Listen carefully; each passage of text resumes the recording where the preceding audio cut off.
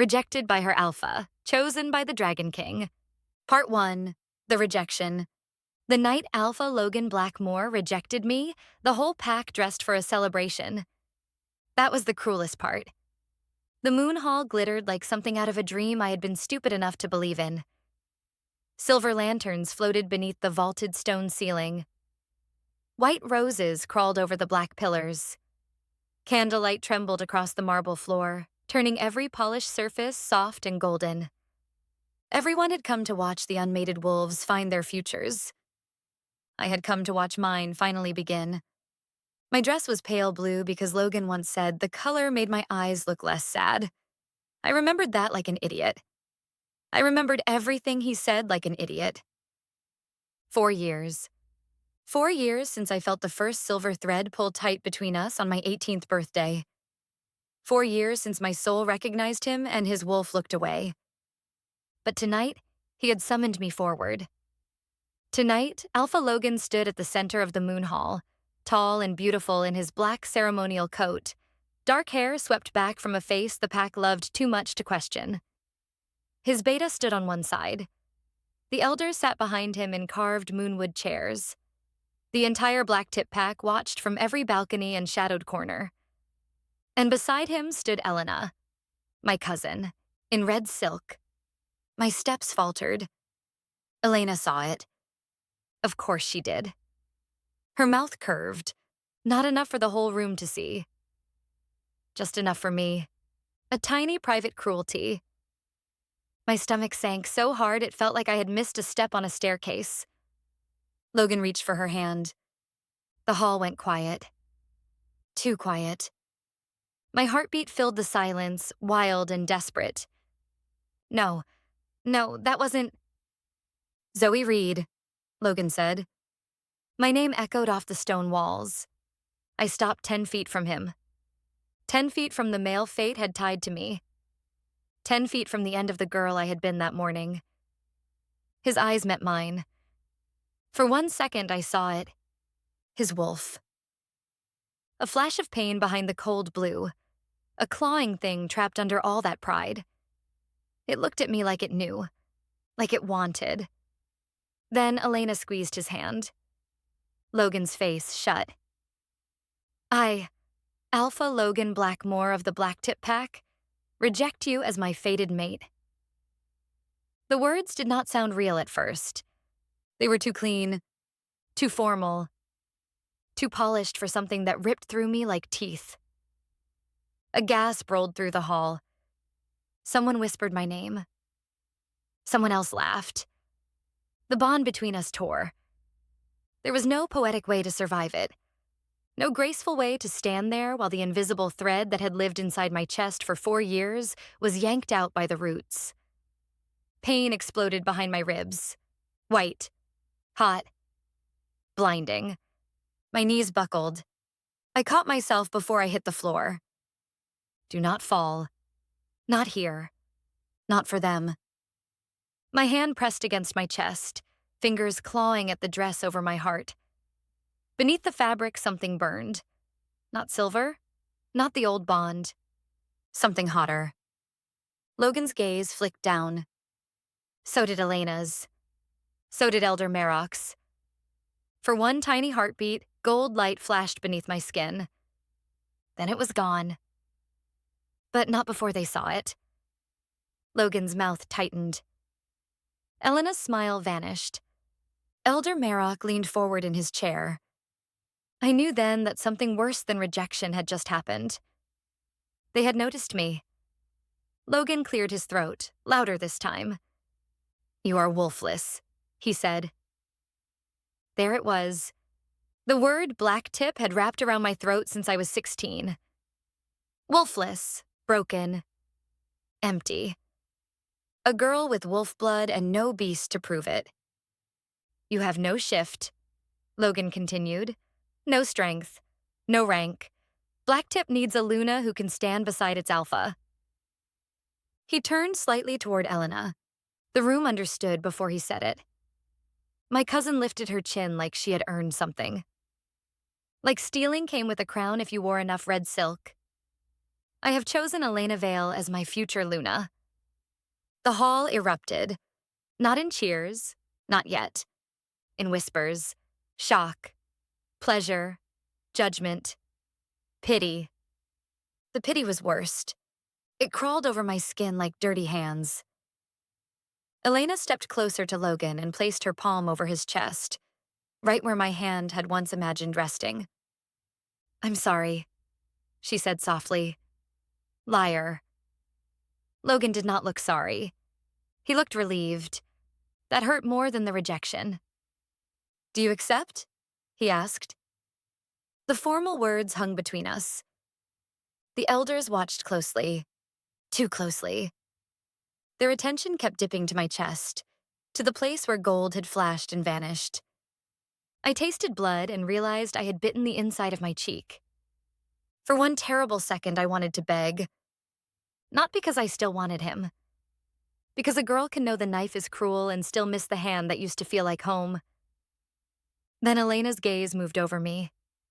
Bare feet in ceremonial slippers, shaking fingers, tears I refused to let fall. Her smile came back. That saved me. Anger slid into the hollow place the bond had left behind. Not loud anger. Not wild. Something colder, sharper. I lifted my head. Logan blinked as if he had expected me to crumble. Maybe I would have yesterday. Tonight, something inside me was too tired to die quietly. "I accept your rejection, Alpha." My voice did not shake. That seemed to bother him. "Good." I stepped closer. Elena stiffened. The guards near the pillars moved. Logan's eyes narrowed. I stopped close enough to see the tiny pulse jumping in his jaw. "And I release you too." His face darkened. That part was not tradition. That part was mine. "I release you from my loyalty," I said. "From my hope. From every prayer I wasted on your name." A low murmur spread through the hall. Elder Merrick's fingers dug into the arm of his chair. "Careful, girl." I did not look at him. I looked only at Logan. "At least have the courage to remember this moment clearly," I whispered. "You did not lose me because I was weak." His wolf flashed in his eyes again. There. There was the crack. "You lost me because you were." Elena inhaled sharply. Logan's hand twitched. For a heartbeat, I thought he might grab me. Part of me wanted him to try.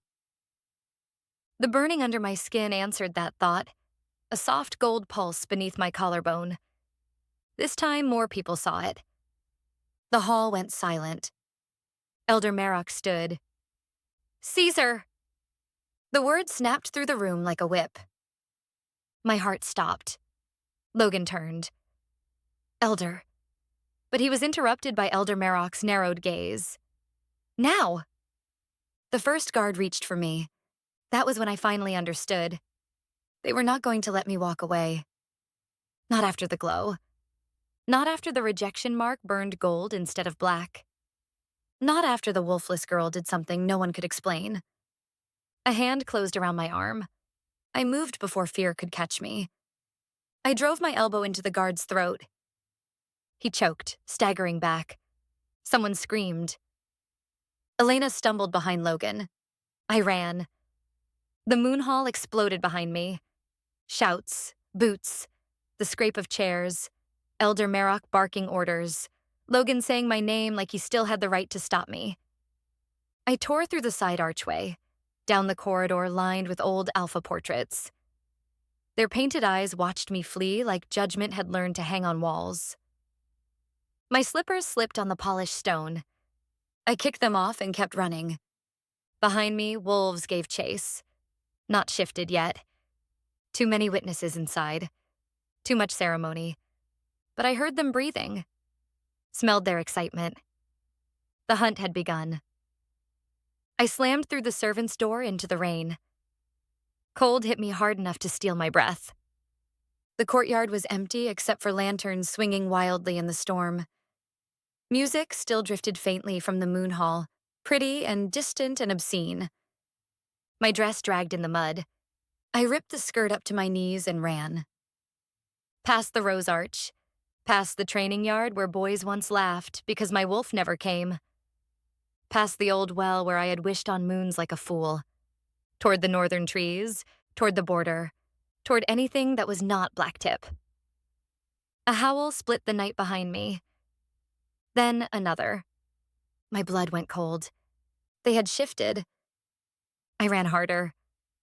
Branches clawed my arms as I plunged into the forest. Rain turned the world silver and black. My bare feet struck stone, root, thorn, mud. Pain flared with every step, but I welcomed it. Pain meant I was still moving. Pain meant they had not caught me yet. My chest burned. The torn bond twisted inside me like something rotten. Every breath dragged Logan's rejection through my ribs again. Wolfless. Weak blood. No strength. A sob tore free before I could stop it. I hated him for that most of all. Not the rejection. Not Elena. Not even the humiliation. I hated that part of me still hurt for him.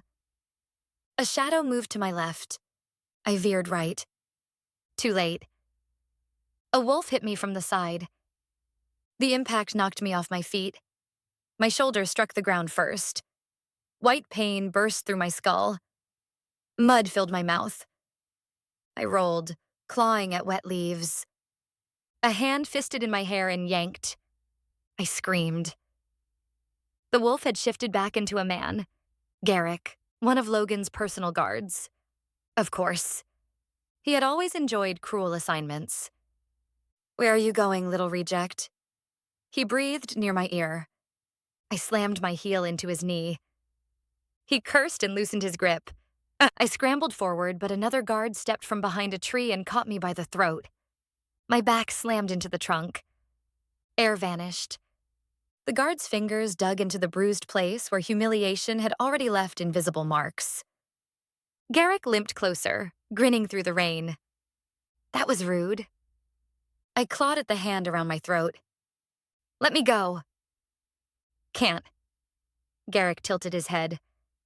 "Elders want you alive." Alive. Not safe. Not unharmed. Alive. My stomach twisted. "Why?" His gaze dropped to my chest. The burning mark pulsed under the torn neckline of my dress. Gold. Black. Gold. Garrick's grin faded. "Because broken girls aren't supposed to glow." The guard holding me tightened his grip. Spots danced across my vision. Somewhere deep inside me, something woke up. Not gently. Not like a flower opening. Like a beast lifting its head in the dark. Heat crawled down my arms. Gold light sparked between my fingers. Garrick saw it and moved fast. Cuffs. Silver snapped around my wrists. The pain was immediate. Not hot. Cold. A vicious cold that bit past skin, past muscle, straight into whatever strange fire had started to rise inside me. I screamed. The sound tore out of me raw and ugly. The gold light flickered. Died. Garrick exhaled in relief. There she is. He caught my chin between his fingers. Quiet again. Rage choked me harder than the guard's hand. I spat in his face. For one beautiful second, Garrick looked stunned. Then he backhanded me. My head snapped sideways. The world rang. Blood filled my mouth. The forest went very still. Not quiet. Still. The kind of still that happens before lightning chooses where to strike. Garrick wiped his cheeks slowly. "You should have stayed in the hall and cried pretty." I laughed. It hurt. Everything hurt. But the sound came out anyway, broken and mean. "I hope Logan pays you well." His eyes narrowed. "For what?" "Looking this pathetic while following orders." His hand lifted again. The sky answered before it could fall. Thunder cracked so violently the wolves flinched. The rain stopped. "No." not stopped. Hung, every drop suspended in the air like the whole storm had forgotten how to move. Garrick's face changed. Above us, the clouds began to turn. Slowly at first, then faster. Black spiraling into black. The trees bent under a wind I could not feel. The guard's hand slipped from my throat. "What did you do?" he whispered. I dragged air into my lungs and looked up. Something massive moved behind the clouds. A shape with wings wide enough to blot out the moon. My heart forgot Logan. Forgot the cuffs. Forgot pain. The sky split open,